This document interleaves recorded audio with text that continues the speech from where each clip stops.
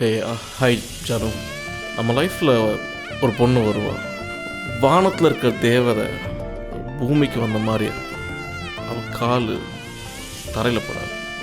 அவள் தொட்டா மயில் தோகை நம்ம உடம்பு வருடுற மாதிரியே இருக்கும். நம்ம கண்ணை பார்க்கவே மாட்டாள், பூமியை மட்டுமே பார்த்துட்டு போவோம். அப்படிலாம் இருந்தால் தான் அவள் என் ஜானு.